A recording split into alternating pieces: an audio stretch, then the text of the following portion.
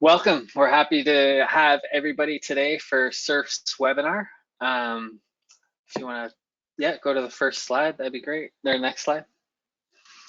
So SURF is the Sustainable Remediation Forum. It's a nonprofit organization dedicated to advancing sustainable practices.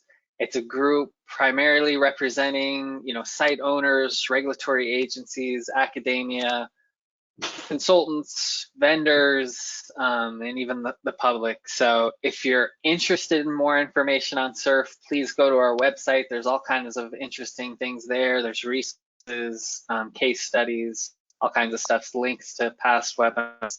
If you haven't already, you can go on social media where we post some interesting topics once in a while. And then also join our newsletter. We send out a SURF Break newsletter every month that has interesting topics for you all. So yeah, please go to our website. You can find links to all those things. Next slide.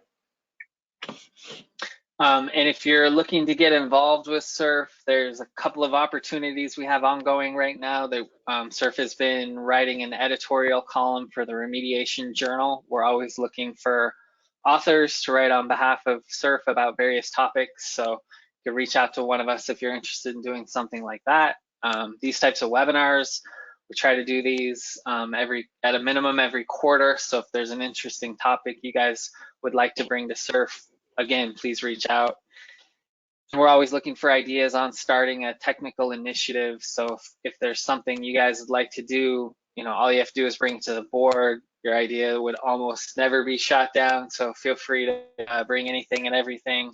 There is going to be an up on related environmental justice. So if you'd like to get involved with that, again, please just reach out to us. But with that, I'm very excited today to get to the topic you guys all logged on for. So I have Wayne Jones and Luke Rock here with Shell, and they're going to give us an overview of their Gwsat tool. If you haven't used it, it's a great tool, really supportive of remedial optimization and reducing your environmental footprint associated with groundwater monitoring. So with that, I will turn it over to you guys. Thank you. Thanks a lot. Can you hear me okay? Yep, great. Cool. Okay, so today we're going to talk about Gwsat. It's been around for about 10 years. The agenda is I will give the technical background and a description of what exactly it is, and then Luke's going to step in and give some example use cases, and we'll open up the floor to questions at the end. Okay, so do feel free to ask questions. We won't answer them midstream. We'll leave the question till the end. So first and foremost, what is it? Well, Gwsat is a user-friendly, open-source decision support tool for analysis and reporting of monitoring, groundwater monitoring data. It's been designed to be robust, easy to install, intuitive to use, and requires only standard monitoring data sets. That's well coordinates, time series of solid concentrations, groundwater elevation, etc. You can upload the data in a variety of different formats and just do click of a button. You can export the output to things like PowerPoint, etc., and graphics. And it doesn't need any special expertise or software to do this, right? And typically you find Gwsat output is appended to reports that go to regulators effectively. It was principally designed to run locally, right? But thanks to changes in technology and emerging technology, we now have an online version as well. You can download the Excel-based versions, and all this will become clear when we give the demonstration via the API, American Petroleum Institute website, or the CLARE, Contaminated Land Action in Real Environments. And also you can find out more information at gwsat.net. That you can have a look at the online version there as well. So the tool's been used operationally now for about 10 years, and when we go ask people, what the major benefits are, there's typically 4, right? One of them is supporting the design and optimization and monitoring and remediation programs, right? Avoiding the collection of redundant data. That obviously has sustainable remediation benefits. More about that a little bit later on. People have commented that they identify new releases and migration pathways sooner than they would have done had they not been using GRestat, right? And testament to that fact is when we were actually initially promoting GRestat, we would ask people to send us the data, and we would present the results back in GRestat. And when we presented the results, people saw things that they previously hadn't seen. It's rapid interpretation, right? So again, when we show the demonstration, you can see that it's very easy to slice and dice the data in many, many different ways, right? Although it was principally designed for retail sites, shells or retail like petrol stations, we've applied it to refineries and terminals, and it works fine as well. And again, it's got some nice report generation functionality, although we could do more in that space, to be totally honest as well, right? And the standard output that you can generate, the click of a button, which I know if you were doing Excel would take you all day, basically. So just in terms of report generation functionality, it's worthy. It's been used now, for over 10 years, and it's gathering momentum. I would still say that, it's been used by a lot of people, but a lot of people don't actually know about it either, right? So these types of webinars are very good for promoting it effectively. But it is used in many different places across the globe, right? And if you have a look at the case studies at GWS.net, that's a nice broad cross-section of some example case studies on its applied use as well. We have also got a recent paper in GroundWater and Remediation journal where we talk about a few use cases in more detail. And Luke will talk a little bit more about that in the case studies. Yeah, we've got a good relationship with some regulators, right? And we have actually jointly presented, for example, with the US EPA on some of the plume delineation tools and plumetric estimation tools in GWStat via the EPA. We've demonstrated to the UK Environment Agency. It's part of guidance documents, and there's a few links there. It's supposed to the ITRC as well. And there's a LinkedIn group. I'd encourage people to go out and join that LinkedIn group. They can find out more information. And the idea is to have a community-based support model where people can ask fellow colleagues about certain anything related to GRestat, basically. So what is it? Right, well, effectively, it's a trend analysis tool, right? And the way we do it is using smoothing statistics, right? And this is already contrary to typically what the traditional tools are. But traditionally, you do a Mann-Kendall analysis on a well-by-well basis. That functionality is there as well, but we actually apply smoothers, which are not constrained to be straight lines, right? And the idea there is that you capture the main trend from the data and are not constrained to be linear or monotonic, in other words, just always increasing or always decreasing in nature, right? And it's about extracting the signal from the data and the noise in the data as well. We use time series statistics to trend components. One, for example, is a Mann-Kendall, and there's lots of plots at the well-by-well location level. We use spatial statistics for model geographic relationship. For example, we use some two-dimensional kriging to model the groundwater elevation at any certain point in time. But uniquely, and most importantly, we use spatiotemporal statistics, right? And basically, what this is doing is, first of all, realizing that, the collection of concentration at different well locations through time constitutes a spatiotemporal data set. Yeah.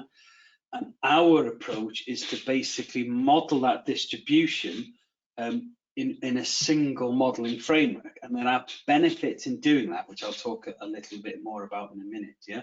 The traditional approach, I hope you can see my cursor here, basically, is to do a sampling round and then to apply two-dimensional smoothing kriging for this sampling round, repeat this independently for the next sampling round, collect the data, do a 2D analysis. So in this example here, there'd be 3 independent models, okay?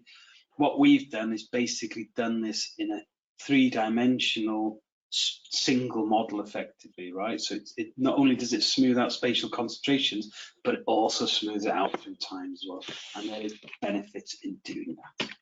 Yeah, and this is where we come to the main theme of today, is that, you know, our argument, which you can back up by evidence, is that, you know, we get increased sustainability via more data efficient modeling. In other words, you know, by using the spatiotemporal framework, we're getting more data out, yeah, for the same amount of data than traditional kriging.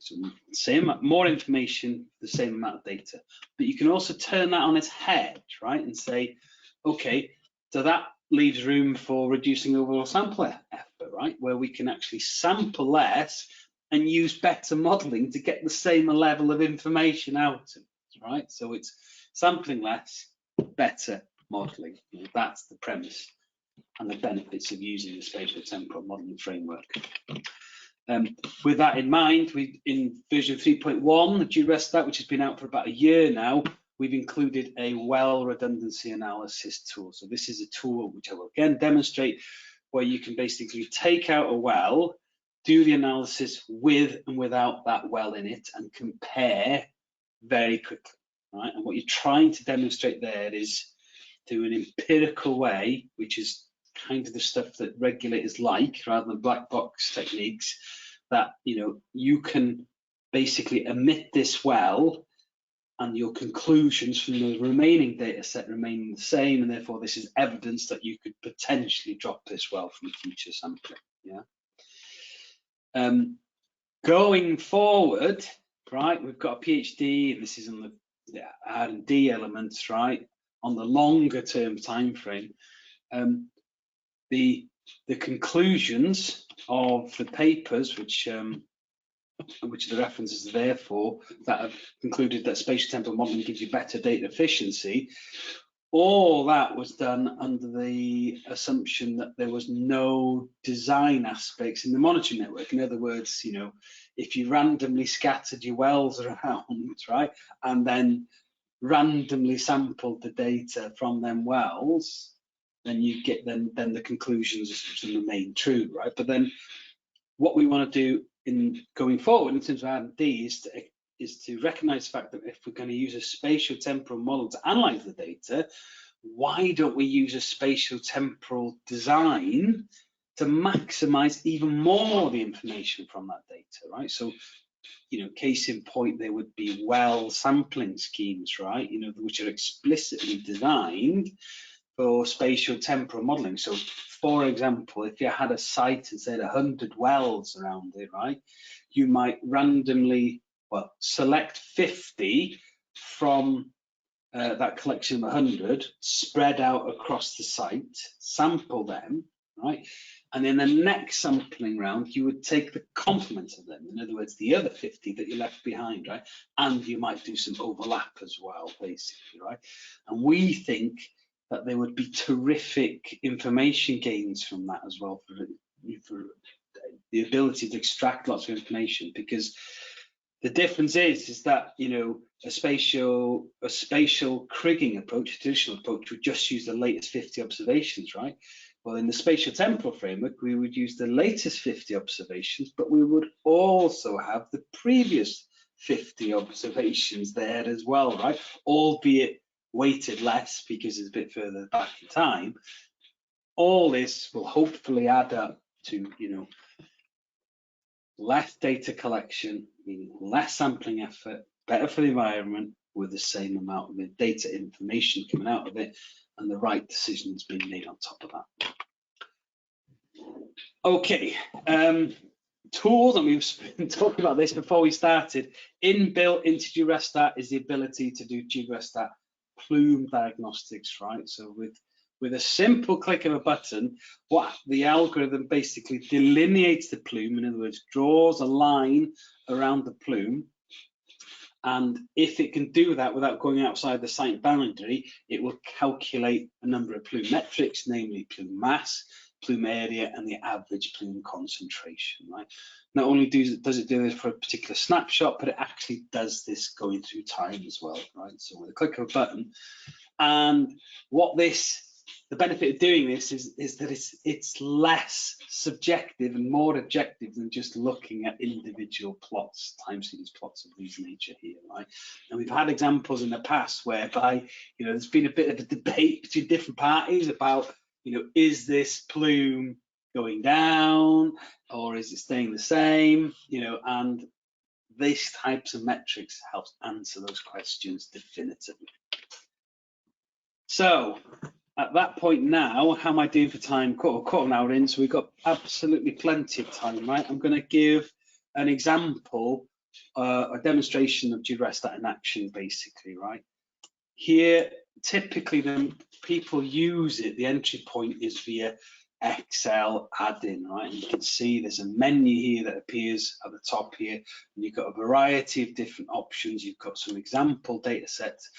I've populated the Gwsat basic example in this case here, and effectively you need 3 tables, well, only 2 in actual fact, right? So you have the historical monitoring data. So this is your collection of data collected at each individual well. You've got the well identifier, the name of the well, the constituent, benzene, toluene, xylene, the date it was sampled, and the results in terms of concentration that comes from the lab at that point, together with the units. Yeah.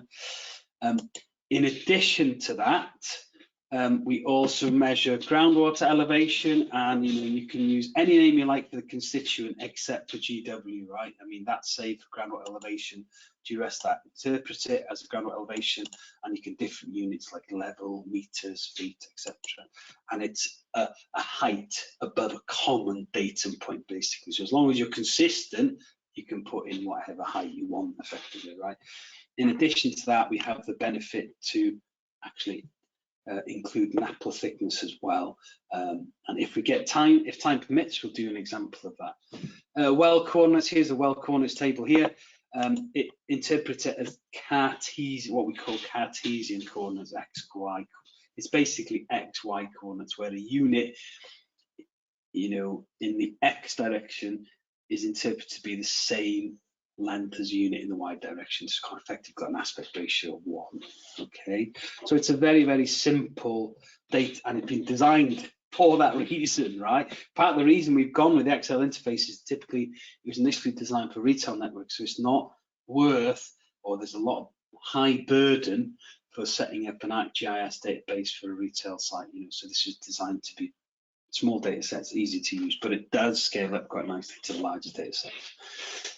There's a variety. You could also have the ability to add a GIS shapefile. This is a kind of, you can export these shapefiles from ArcGIS, and there's instructions in the user manual, which is available here. Let's do this. So this is an online user manual, which is available at any time. Here we go. This is on gwsat.net, and it's very comprehensive. Someone once said that it read like a VCR instruction manual. I'm not sure whether that's a compliment or not. I took it to mean that it was quite comprehensive, right? Read into that what you like. Anyway, to get started with analysis, right, once you've populated the sheet, you just click Analyze. There's a variety of different options, I would say. That's probably one thing I haven't talked about is the non-detect values, right? So if you notice here, non-detects are entered in not ND less than the detection limit, okay? And the way that Gwsat handles that is through substitution. You're given the choice on initiation analysis of whether to substitute with half the non-detect threshold value or the full non-detect threshold value, yeah? I'm just going to pick half, which is the common practice, effectively. What's happening when I click OK there is basically the add-in is taking that data, saving it in temporary CSV files, and it's opening up the R statistical programming language, which is an open source statistical programming language you can download for free. So this is all the tools except for Excel and open source. And there you go, you're presented with a web-based graphical user interface. It's a lot going on, so I'll take it step by step effectively, right? So what we have here is the spatial image for benzene, okay? If you want to look at others, you could just click here, the different substitutes like that. other substances here. So it's xylene, for example. Yeah, I'll go with xylene. Actually. You can change the different color schemes. There's a wealth of different options. The well locations are black dots, the name of the wells underneath it, and the latest sampled data concentrations are above that. You can move it forwards and backwards through time using this little tool at the bottom here. And if you press this play button here, it actually plays it as an animation, and you can see the plume moving through time. So overlaid here are the predictions of this spatiotemporal concentration smoother. This is this spatiotemporal smoother, which smooths both space and time at the time. And you can see that as you move from one time to the next, it's smooth through time as well. You can read the concentration values off on this right-hand axis menu here as well. Yeah. You could also overlay groundwater. Yeah, so you can see here that the groundwater direction, flow and strength, right, is estimated just from the relative height and the distribution of the wells effectively. There's two techniques. The one with the blue arrows basically just does a Delaney triangulation, fits a plane through it and estimates the gradient from that effectively, as is the common way to do it. We do have another way, this ground to show GW contour. This effectively fits a spatial distribution of the groundwater elevation, and you can interpret the flow direction from the isobars which are overlaid there. So you can see that there's good agreement here between the blue arrows, which is saying it's heading in the southeasterly direction, as is the isobars are going that direction as well. So that's two lines of evidence that the groundwater flow direction is in the southeasterly direction. Yeah. I'm going to turn that off for a minute. No, not the show values. I'm going to turn the groundwater elevation off. So if you want to estimate the plume diagnostics from this, you press this checkbox here, and it's hard to see, but it delineates a plume with a threshold value of 10 micrograms per litre. You can change that, and I'll show you how to do it afterwards. Delineates the plume, and then it actually puts a cross at the centre of mass of the plume as well. Right at the bottom here, you can see, maybe a bit small for you guys, but it gives you a value for the estimated plume mass and the plume area. And we can, but instead of doing that just for one time slice, it updates as you move forwards and backwards in time. If you press this tab here, what you actually get, and it takes a little while to calculate, is it gives you a plume mass time series and a plume area and an average plume concentration going through time as well, right? You can export the plots so you can see in this, the interpretation here is that the plume mass is going down and then stabilizing, plume area something similar, and the plume average plume concentration as well. So it's stable, it's initially reducing and then stabilizing effectively. Yeah. Another functionality which we think is important is the well redundancy feature here, right? So what I'm going to do here in this example here is I'm going to look at monitoring well 4, right? I'm going to drop it from the analysis, and I'm going to do a comparison of what the interpretation is having that well included and not included. The way we do that is click this, we click monitoring well 4, and that will omit it from the data set, and I'm going to basically press this checkbox button here. It goes away and recalculates the model without that having all that data associated with that monitoring network, with that monitoring well omitted. Okay, and you can very easily toggle between the different models and actually see before and after what the interpretation is. So, you know, looking at this for this particular time slice, it doesn't look like it's made a great deal of difference, right? But what about all the other time slices? Well, if you go back to the plume mass concentration area, just going to recalculate it actually, what you find is that you can do a side-by-side plot, right? The black is the original full data set, plume mass time series, plume area and average plume concentration, and the green is the new one from the updated model using the reduced data well well data set. So interpretation here looks very similar, having dropped that well. It's just saying that the concentration plume mass is estimated to go up a little bit, same with the plumeria as well, but it's not dramatically different in this case. So that could potentially be some evidence to drop monitoring well 4. There's still lots more to talk about, but I'm conscious of leaving time for Luke, right? So I'll do a whistle stop tour, right? We've got the time series here, right? So this tab here, what this is a well by well plot, and you can see here we've got the black dots correspond to the observed concentrations.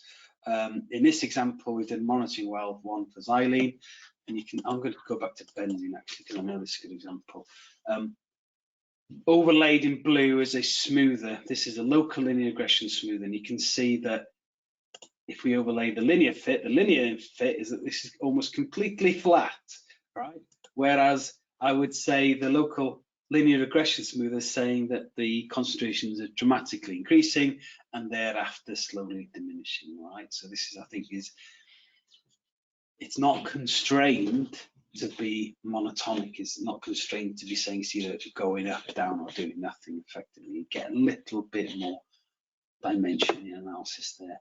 There's various different options, such as you can overlay the groundwater elevations, and that appears on the right-hand axis here. You can choose lots of different combinations of these, change the units, etc. I haven't showed this either. If you just click this button here, you get you get output in PNG, and you can paste that to reports as well. There's other functionality where you can also export to PowerPoint, for example, using this here.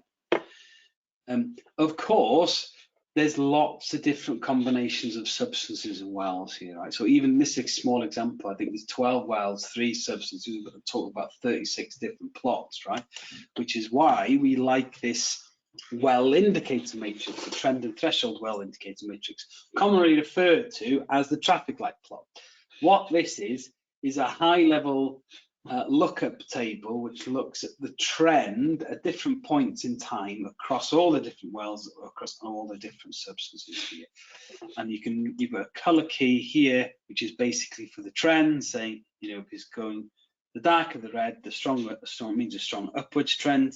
The darker the green is strong downward trend. Non-detect data, because of numerical stuff, we don't actually calculate, and white is approximately flat effectively. So this enables you to look for your troublesome wells, right? So in this example here, benzene for monitoring well 7 and monitoring well 11 looks to be increasing really quickly. So if I go back to time series, look up these wells, and lo and behold, you can see that these are actually increasing, especially the monitoring well level is increasing rather rapidly, right? So that's worthy of further investigation. There's a whole raft of other options as well called the well report.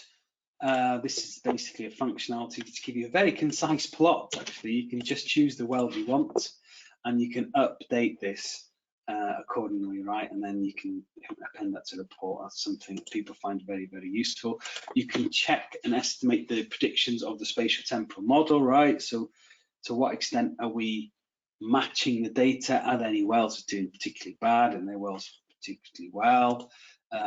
You can save a session and open it up again.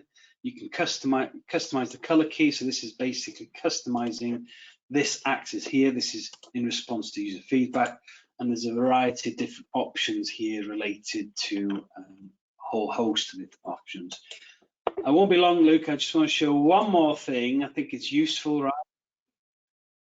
In addition to the simple, there's a comprehensive example, right? And this, which I'll run quickly, shows some additional functionality in GroundWater, which is namely overlaying shapefiles and the ability to plot NAPL thickness. Yeah, here's an example here. It will ask us a couple of different questions we probably didn't have time to go through at the moment. How it works in terms of NAPL substitution. If the NAPL's there and it doesn't have a concentration value for it, it will substitute the highest concentration data that's seen for that substance in the data set effectively, right? And you can see this example here. We've overlaid the shapefile as well. Users love this. right? Because it helps in terms of conceptualization and understanding about where exactly these high concentrations are. There's an additional functionality here if it detects NAPL, where there's NAPL circles. I'll see if I can find a nice example here. And you can see you have size, scale, color-coded bubbles which represent the thickness of the NAPL. There's an example here, and you can read off the thickness from the color scheme on the right hand side is there as well. Yeah.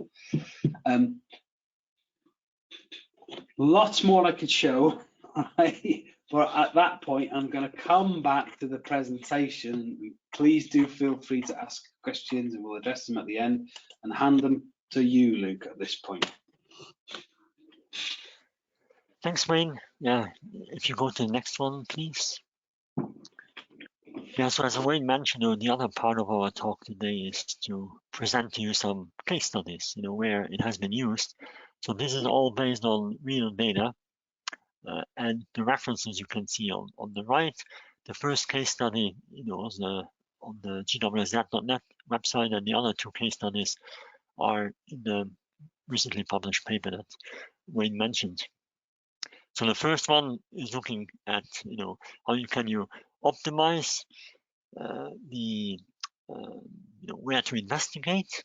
And some background on this study is that, thanks go to the Division of Environmental Remediation from the New York State Department of Environmental Conservation. So they shared this case study with us. It's available on the web. It's related to a site you can see on your right, the site location, the red star, and downstream of that, there's a public supply well field. So there's potential. And at that site, there were a couple surface stations. There was a release impact to soil and groundwater. The groundwater that was impacted is a sole source aquifer, as classified. So it's important to protect. And prior to 2019, the wells that were drilled, they were more shallow. Then in 2019, deeper ones were drilled, and I will come back to that on the next slide. Because what was observed? So here you see one of these time slices that Wayne described. So this is data from 2018, and you can see at the top, the purple ellipsoid. That's where the site was, but the plume, has migrated. Offsite, there was impact from BTEX and MTBE. And the next one, please. But because as, if you recall, downstream of that, there was a public, area where they extract water for public supply. So there were some questions, is there potential impact at that well field or not? So there was a number of uncertainties. First one, was the plume delineated or not? Where's the center line of that plume? Is that plume shrinking or not? What additional work needs to happen? But then that work also has to be done sustainably, effectively to get the data that you need. And to address these uncertainties, the New York State Department of Environmental Conservation, they used the tool GWSDAT. So the next slide, what you see is basically they looked at all the data that they had, 2018, some examples here from 2008, 13, and 18. Observations that you can clearly see, the plume was not delineated laterally or vertically. Also, the plume extent, the way the software kind of indicated, where the plume was, didn't make sense relative to what is known about the site, geology. And what then was observed was that, the plume was expected to go towards the southeast. So then deeper wells were drilled in 2019. And those confirmed that actually the benzene plume was dipping. So the benzene was actually deeper than what was monitored. So based on that, if you go to the next one, so what you could see from this case study, it helped basically refine, where wells have to be placed, to get the data that we need to address the gaps in terms of delineation. But they had to then install fewer wells were required. So that's an important observation. How can you make the work in the field sustainable and optimized? Yeah. And also then GWSAT helps then, to make that decision for this project, because they wanted to go towards natural attenuation, or you need to do another proactive measure. And that tool then helps, to move towards assessing what is the most appropriate measure to remediate this site. So that's the first case study. The second case study that we'd like to share, that was related to using the functionality of plume stability to help optimize the sampling frequency interval. Sampling frequency interval can lead to a lot of effort, also health and safety concerns if people have to go to site, etc., etc. So this site, what was investigated is that in around mid-90s, there was an impact that was observed. Primarily was VTEX. The site was remediated, but it was only partial remediation. Soil excavation was used, but there was residual. And in the early 2000s, GroundWater was implemented monitoring. And what you can see on the bottom right there, the figure, the purple line is kind of the boundary of the site. Below you're on site, and north of that you are offsite. Groundwater flow was, from the southeast towards the northwest. Groundwater sampling at this site, was from quarterly to biannually, over 15 locations. So quite a bit of effort involved. But then the idea was, to propose a change to annual sampling for this site. And how was that done? Using, if you go to the next one, please, using GWSAT, the functionality of assessing plume stability. How does the plume behave? What do we need to still monitor or not? So what you see here are examples of time slices, and the data to the top left are the most recent, and then you go towards the oldest data, and then the most recent are at the bottom right. And what you can see here on this time slice, the plume did go offside, but it started to shrink, and it also became stable. On top of that, then, as Wayne highlighted, the plume diagnostic function, if you go to the next one, please, you can also clearly see for this side, plume mass, decrease over time, area, average concentration as well. So these data, these outputs from GWSAT were used as part of the engagement with the regulator to argue for a change in sampling frequency. So basically to optimize what needs to be done in the field, and the regulator approved that change. So quite nice example of how very simply click of a mouse button you get these outputs to help your decisions and engagements with the regulator. The third case study that we would like to share, that relates to the well redundancy feature, so the newest one that was added to the tool. This one is an example from a larger site, and this is part of that site. There's over hundreds of wells on that site, so lots of wells, and then which one should we monitor or not. The site is impacted in a number of different constituents of potential concern, BTEX,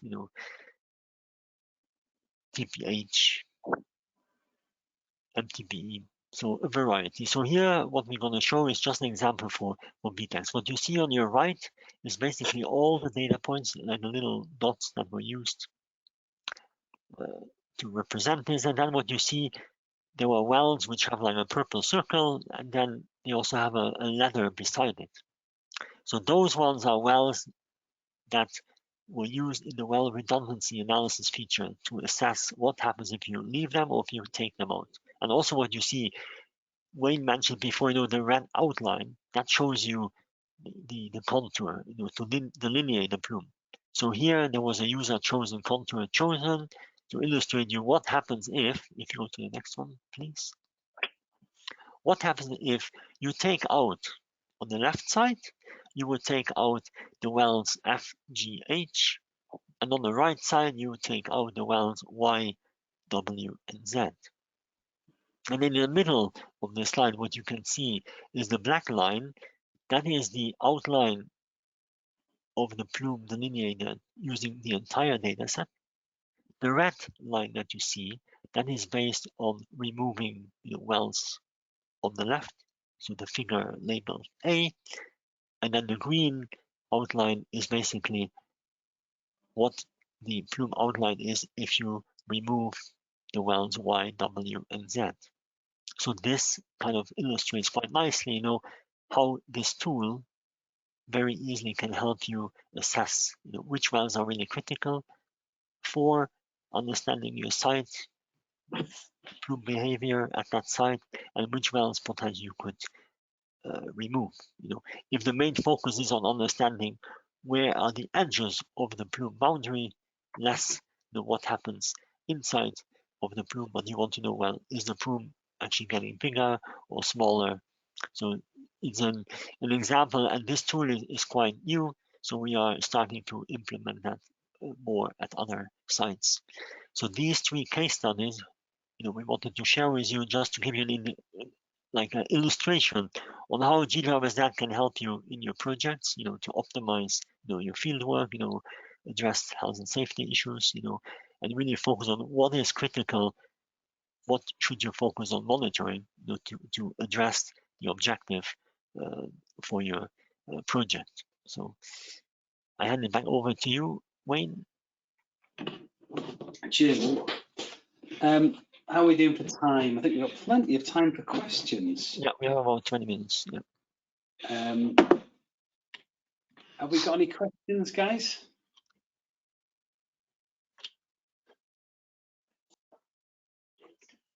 No, not many coming in at this point, Wayne, but I did have a couple myself to kind of kick us off here. So just a reminder to folks to submit a question, just go ahead and submit that into the questions chat, and we'll go ahead and ask those.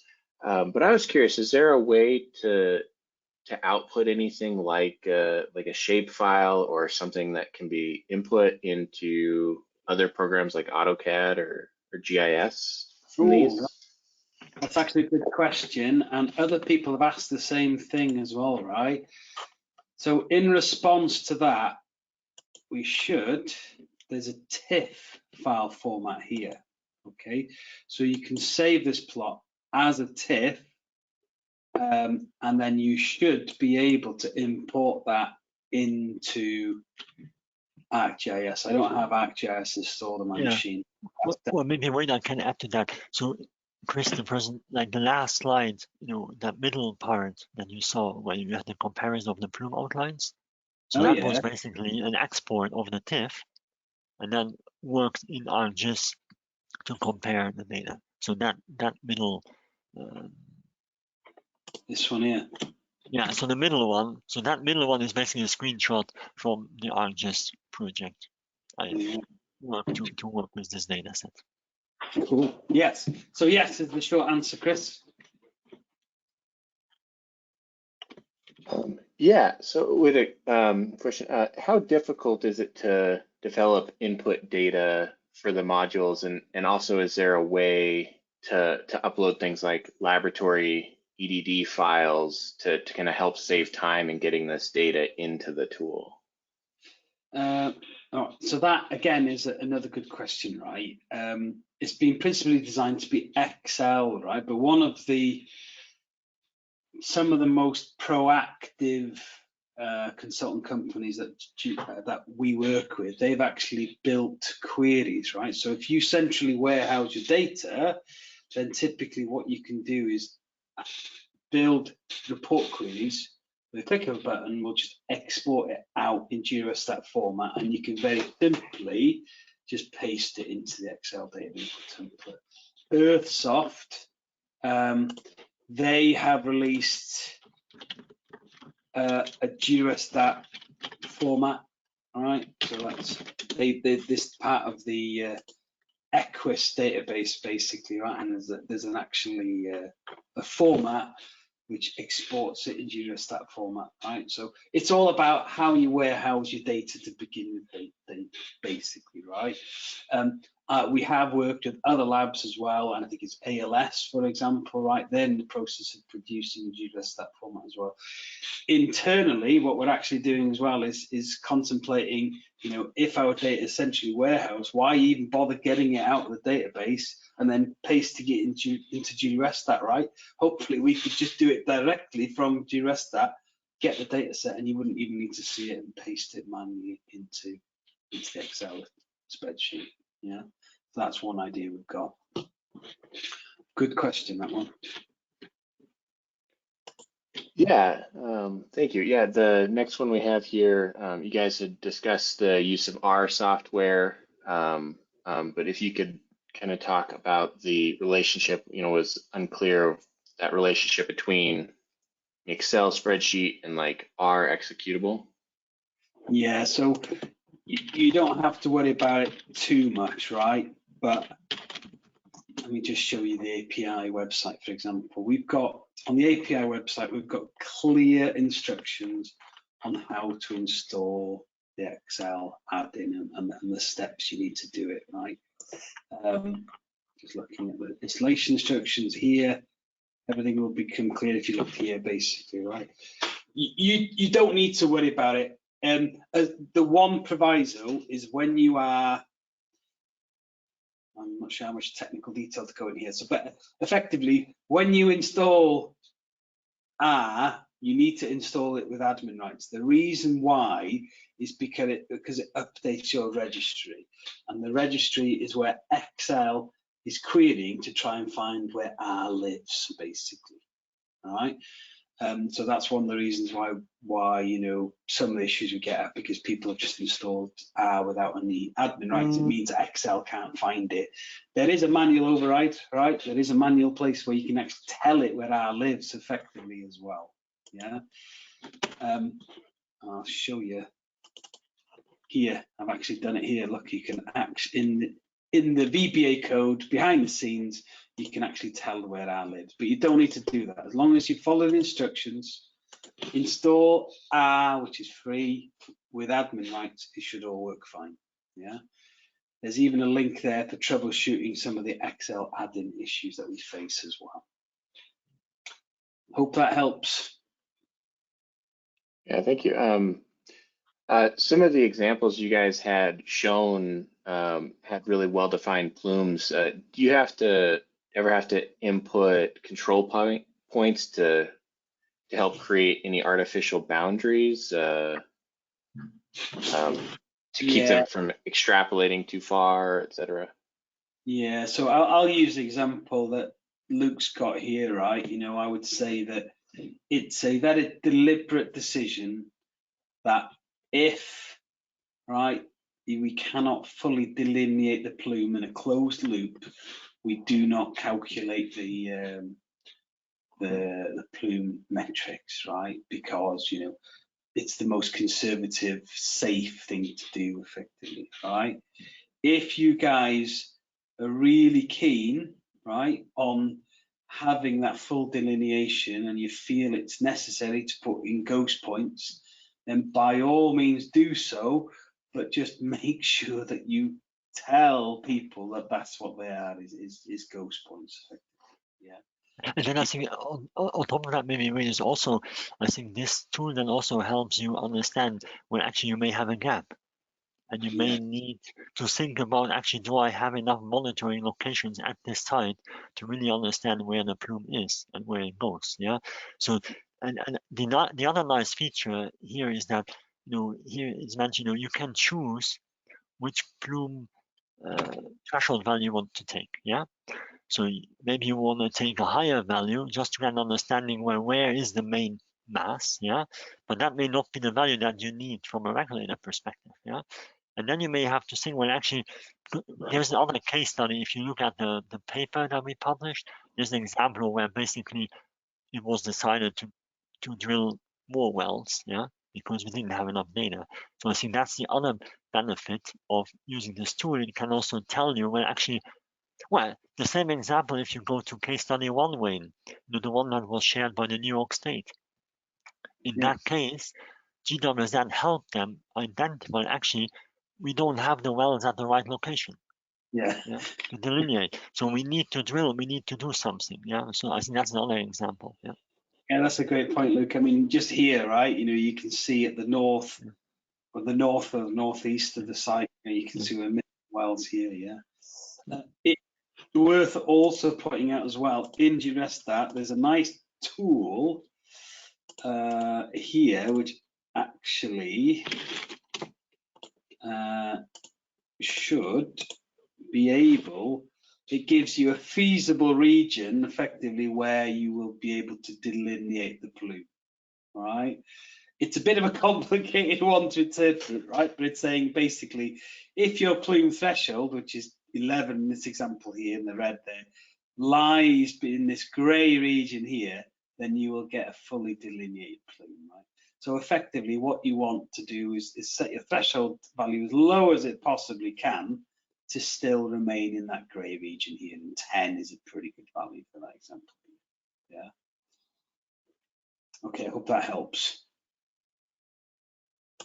Do you guys have a good rule of thumb, kind of determining how close the plume metrics trends need to match when you're doing your well sufficiency or well redundancy evaluations?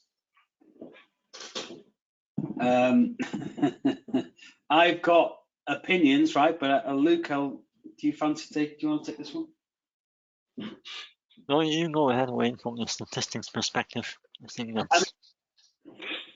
The reason we do the well redundancy analysis, right, is because it's empirical, right? There are lots more sophisticated tools that we can do, but they tend to be more technical, right? Well redundancy, leave one well out analysis, is a well-established methodology that the regulators are aware of and can conceptually understand exactly what's happening, right? As to how many wells, what you need in terms of evidence, well, I'm afraid that's a conversation that you guys need to have with the regulators effectively. Yeah, my advice here is to perturb any conclusions that you may arrive at, right? So, if I was to drop this well and this well, how does it influence my results? If I do another combination of wells, is it equally as critical? Make sure that when you are analyzing the data, you shake it around a bit, right? And that if you perturb the data a little bit, your conclusions remain the same. Yeah, so I would effectively, try and do a sensitivity analysis on exactly what on your main conclusions. Hope that helps.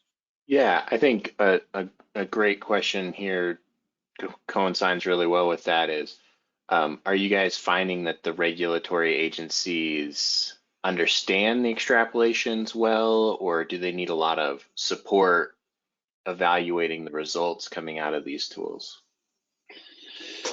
I think it's quite easy to grasp, right? I think it's one of the strengths of GeoStat is it's quite intuitive to understand. Yeah. And then also, I think like the examples that we shared, and also some that are published there, they actually based on examples where there was very positive feedback from the regulator. So they really appreciated, the way that they were presented, and then when you engage with them, you can also use that movie function, so the regulator actually had a positive feedback in terms of how the data were analyzed and interpreted. And as Wayne mentioned, it's not a black box. Like everything is out there. The methods are available to see how it works, and they can also go and they can use the tool. They can repeat what was presented. And they do, right? The Californian Water Board, for example, are the latest people to sign up to it. But I still think there's more we can do, right, in terms of regulators.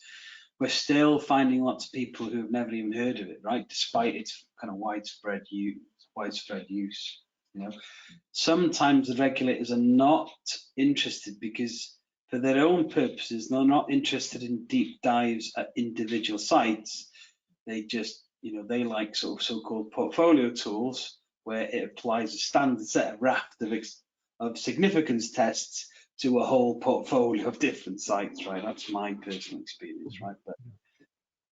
But then I think the other one on top, I think, if you work with the site, and you have to write a report, usually you have some flexibility on how you want to present the data, on how you want to convey the data. So this tool provides you an opportunity to optimize that workflow, if you have many sites, and present the data in a standardized format, which addresses the key points on, what are the concentration trends, are they going up or down, how is the plume behaving? Exactly. In addition to that, if you're working with the regulators and they have any questions about GREStat, there's lots of information out there, together with peer-reviewed open access articles, and also, it forms part of the regulatory, some of the guidance documents out there as well, right? So there's plenty of provenance out there demonstrating that it's, widespread use and can be trusted. Does the tool export all the different plume outlines at once? Is there a way to do kind of a bulk output, or is it kind of on an individual basis? Oh, good question. I'll answer that question right now. If we go back to here, like so, click generate PowerPoint animation. What it'll do is it'll do every single slide, one after the other. Download it. Just takes a little while to open. Away you go. There's all the different plume metrics, shows the spatial temporal time slices, and at the end it'll append the plume metrics as well, time series. There you go. Yeah, and that may be a way that I guess like if they just want to have an individual plume, like the outline, that would have to be an individual TIFF export. You'd have to, it does the TIFF. TIFF is on a, time slice by time slice basis. Yeah. But then, like Wayne mentioned, like there's that website. If you have any ideas on what you think, it would be really good to have this. It would facilitate my work. But we are always looking for feedback on what are topics that people are most interested. Yeah. So there's a hub site which is the code repository for GREStat, and there's an issues tab and functionality. So if you have any ideas or problems or bugs, put them in here. We typically, in terms of developments, right, we go with consensus, right? So if a lot of people start asking for the same thing, then obviously that goes up in the priority. The ability to change the threshold color key was the #1 thing, and that made it out, right? So before we contemplate adding more functionality, given more our limited resource, it's about, who's consistently asking for the same thing. Okay. Yeah, I think we've got 2 minutes left. I think we'll try to sneak these last 2 questions in and pass this over to Kyle to close us out. But one kind of user question that might be one that would be more applicable for additional time is related to plume mass not being calculated if it's moved off site. And the user is saying they've noticed that when they use regulatory limits to define the plume extent, the tool no longer calculates mass. Right. Is there a reason it can't be calculated? Is it because it's moved off site, or? Exactly right. It's because of the examples here, because you've got high concentrations on the site boundary, basically, right? So see if I can find. And then maybe Wayne, do you want to explain that with the convex, the hull? Why? Yeah. So you can see briefly then. The boundary that we have in GREStat is basically a so-called convex hull, right? So basically, it's like taking your complete set of wells and putting an elastic band around it. Okay, putting an elastic band around it, right? And that's the sort of safest way in terms of interpolation, extrapolation, we can do it, right? If at any point that delineation goes outside and can't be joined up, then for that reason there, it wouldn't be shown, right? So in that instance there, I would, potentially use ghost points, or maybe it's evidence that you need to construct more wells in that part, basically. Yeah. Yeah.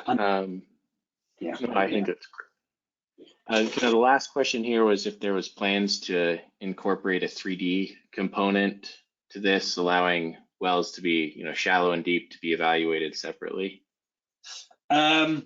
No, is the short answer, right?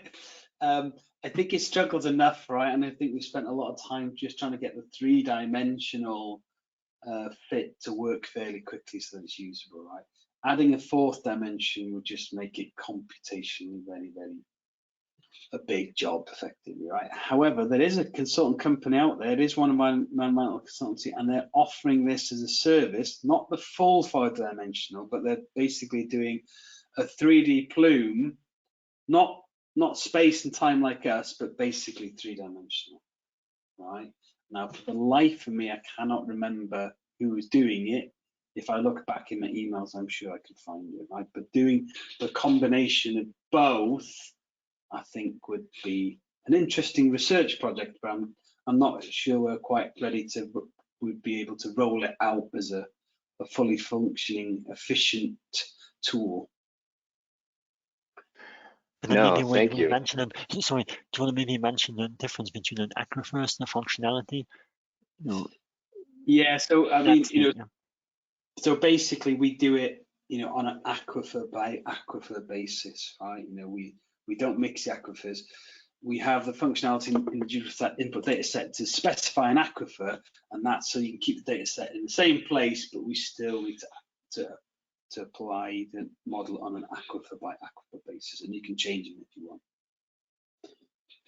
Okay. Yeah, thank you. No, I think that's great questions coming here today. I will turn this over to Kyle and close this out. Yeah, no, we appreciate the talk today. It's a great talk, amazing topic.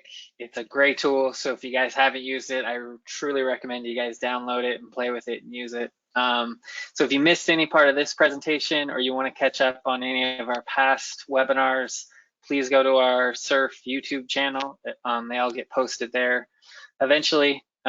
Regarding upcoming events for SURF, so we'll keep putting out webinars. We'll also be at the AHS conference in Amherst in October. SURF is hosting a few technical sessions. And then there's also an open meeting that it's called a members meeting, but it's open to anybody. And then finally, just, a thanks to our sponsors. Without their support, we can't put on these types of events. So thank you everybody for your time, and enjoy the rest of your day. Thanks a lot, folks.